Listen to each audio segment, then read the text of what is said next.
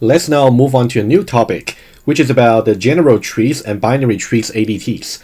And we're going to see about the various terminologies, properties, and also implementation for these two very related ADTs. We'll talk about the general trees and then the special case of binary trees. And let's see what the learning outcomes are.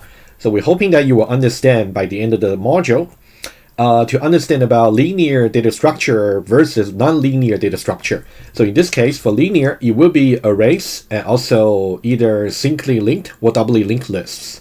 And also for the nonlinear data structure, in which case we're going to talk about trees. So throughout the lecture, I might be using the data structure and also ADT a little bit interchangeably, but I really meant when we talk about ADT, you definitely should know about the various operations that should be supported by the trees, like getting the parents, getting the descendants, getting ancestor, and etc. Just keep that in mind. And we are also hoping that you learn about the various terminology for general trees and also binary trees. We'll talk about general first and then binary. And we're going to see about how you can implement a generic tree in the general tree case. And you can think about it for the binary tree, we just have to make a little bit of tweak in the implementation. That's something I will talk about as well. Maybe not this week, but maybe next week. We'll see. And also, we're going to learn about the mathematical properties for binary trees. Will be quite exciting. We're going to see that for the very simple structure like a binary tree, we can actually derive many interesting mathematical properties, which is going to guarantee about the running time of the algorithm that we're going to learn about later. So you definitely should really master about the various properties that that can actually hold on the binary trees. And finally, we're going to talk about tree traversals. We actually got we got three different traversal mechanisms, either pre-order, in-order, or post-order. Each one of them actually has a very systematic way of traversing or visiting all the nodes in a particular tree. Rather than when you actually want to traverse through a linked list or maybe array, it's actually very straightforward. You simply either go from left to right or from right to left using a for loop. But in this case, we're going to learn about how you can really traverse over the tree recursively. That's something we'll see. All right, so let's now start by talking about the general trees to begin with. And first of all, we're going to talk about the linear data structure, which is what we have learned so far. In the case of the linear data structure, it's mainly just a sequence where the stored objects can be related by the notion of predecessor and successor. Let's take a look quickly about linear structure. And I have listed all the three linear structure that we have learned so far.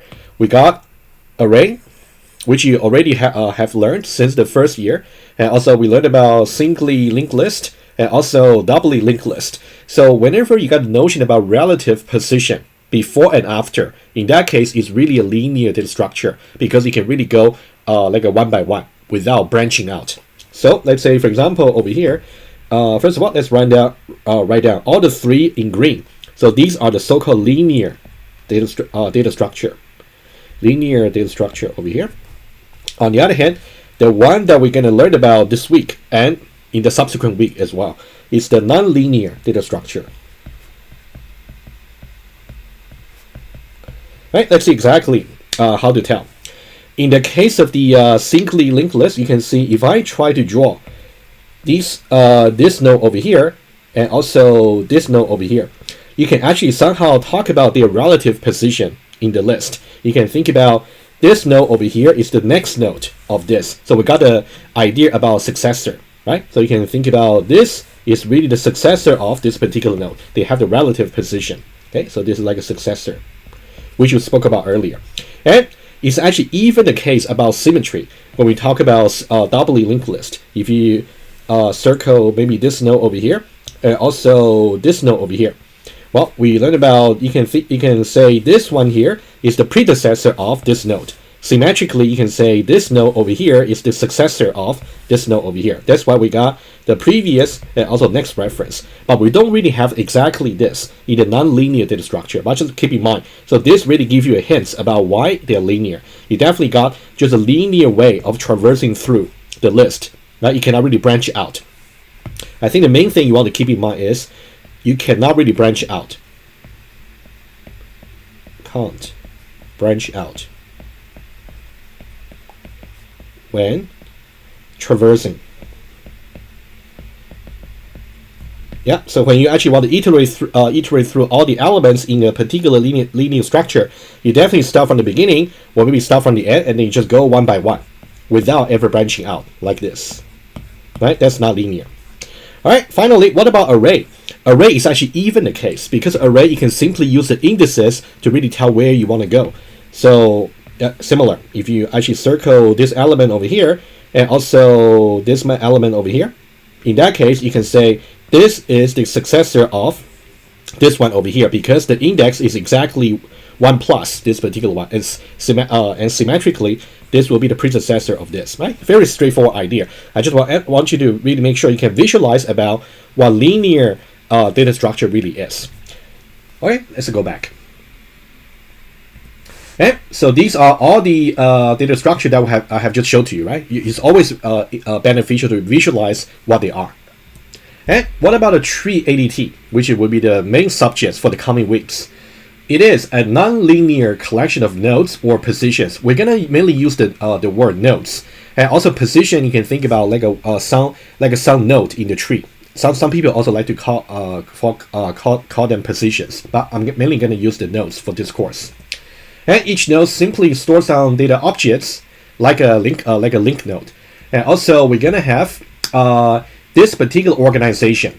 Rather than simply got predecessor and successor, a linear fashion of organizing the positions, we got different levels. So there is a notion of above and also below. Let me show you what that means.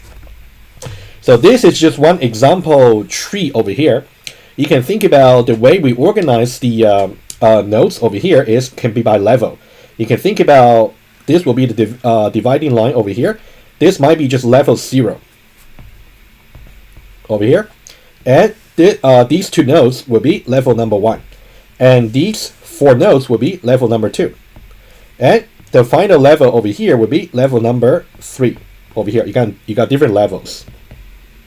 So you got different levels, meaning that it's hierarchical. That's also a key term you want to make sure you understand. Hierarchical. And you definitely have seen like a tree, nonlinear structure before in the earlier Java course when we spoke about inheritance. One example would be just inheritance diagram. Right? For example, in the case of Java, what you have is at the top level of the tree diagram for the inheritance hierarchy, you simply got objects over here, and maybe under objects you got another class over here, maybe person, right? And then maybe under person, you have another class over here, maybe called students. Something like that. Of course, it can be multi-path as well, right? So person, it could be maybe furniture, right? Things like that. All right, and so the hierarchical adjective over here is really the key term that will characterize what it means for data structure to be nonlinear. And also, you can actually branch out.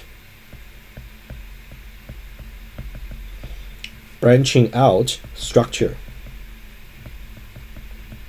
For example, let's say if I want to traverse this entire nonlinear structure over here called a tree, and let's say start from this top node, which is called the root. And I cannot simply just go for one way over here and throughout. In that case, I will only traverse this part of the tree, which is kind of incomplete.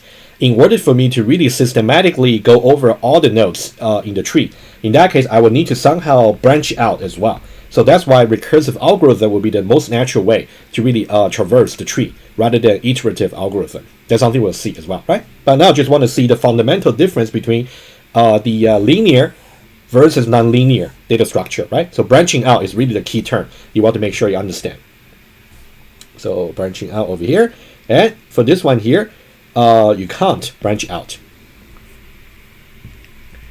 Right, so think of a tree forming a hierarchy among all the stored nodes. So there is really about the top and also the bottom in the hierarchy. And the terminology of the tree ADT borrows that from the family trees. That's something we're gonna talk about in the following slides. And so from the traditional family tree, so you can talk about the various concepts like the root of your family, and also the parents, sibling, children, and also ancestor and descendants. So these are all the terms you want to make sure you understand their exact definitions. I'll give you an example as well. All right, so let's now go over some terminology for the general trees.